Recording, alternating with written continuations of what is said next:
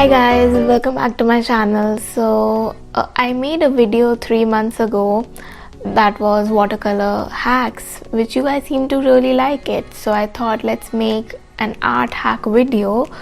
So watch till the end, and without further more delay, let's get into the video. So number one art hack is going to be using your earbud as a blending tool. So a lot of people use their brush or paper stumps for this purpose, but in case you don't want to ruin your brushes, like the friction between the paper and the brush is definitely going to ruin your brushes, or you don't want to purchase the paper stumps because they are expensive, to be honest. So then the paper, like the earbuds, come in really handy and they work pretty fine for this purpose. But in case you feel that they're not giving you the satisfactory results, the one which you want with the graphite pencils or even the soft pastels, then stay tuned till the end because I'll be giving you an alternative hack for this hack. So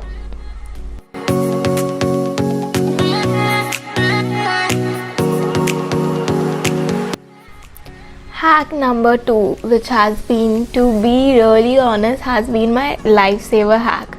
Mostly after sitting and completing a painting for like 4-5 hours, or even after a shoot of YouTube video, I feel too lazy to clean my brushes and end up ruining. But this hack saves it all. All you have to do is take nail paint remover, which I guess all of our moms have, right? And wash the brushes using it. And I'm not talking about like using the whole bottle of the nail paint remover, but just few drops would do. And trust me, it works wonders. Kids, I'm not asking you to leave the paint on your brushes on purpose, but whenever such kind of a situation happens, try this hack and thank me later. It would do. These days I don't really do a lot of sketches or portraits, but there was a time like 5th, 6th standard when I used to do a lot of sketches.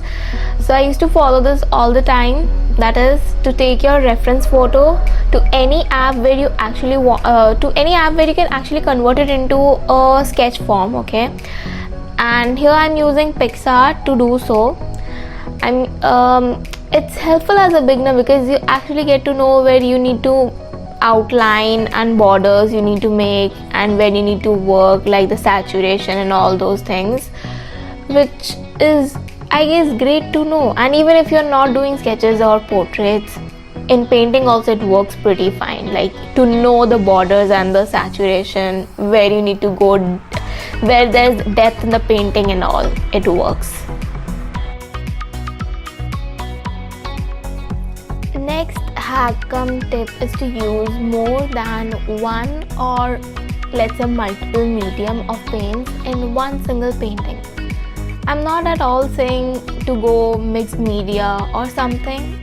Say for example, you are working with watercolors, so it's never a bad idea to use a little bit of gouache to add highlights and details to your painting. It's going to create depth and it's going to make it beautiful, because there are things which you cannot always do with the same medium. You might require the other medium to make those changes and create that depth, and yeah, it would instantly charge up the painting. And like this one, like this is not exactly a painting, this is just for the illustration purpose I've taken.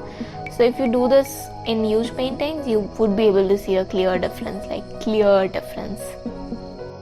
Moving on to the next hack, which is glazing using gel medium or even the gloss medium. Acrylic gloss medium works fine. All you have to do is, when your painting has dried, layer it up with gel medium and let it dry for a couple of minutes. Here I've taken just a swatch of paint, and you would have to glaze without using glazing medium. Like, I don't know why, but the camera is not able to catch it, but trust me, it works as a substitute for glazing medium.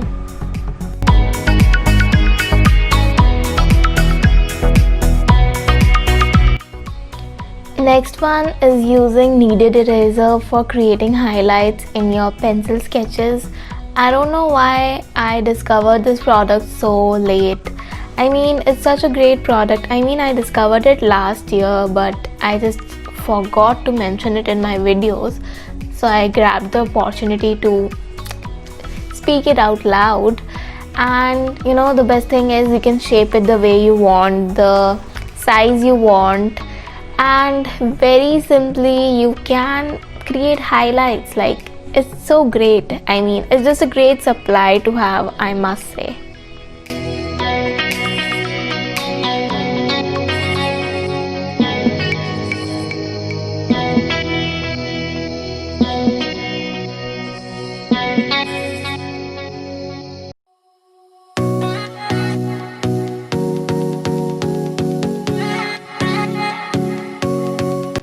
And last but not the least hack, which I told in the beginning of the video that I would mention in the end of the video, that is creating a DIY paper stump. This was actually told to me by my drawing teacher, and I didn't really expect it to go the way it actually turned out, which is when I started using a couple of months back. That is using, you know, a paper above 130 GSM to create this roll, and it would just work pretty, mark my words, very similar to the paper stumps available in the market. And the best part is you can actually customize it to the size you want. It works great.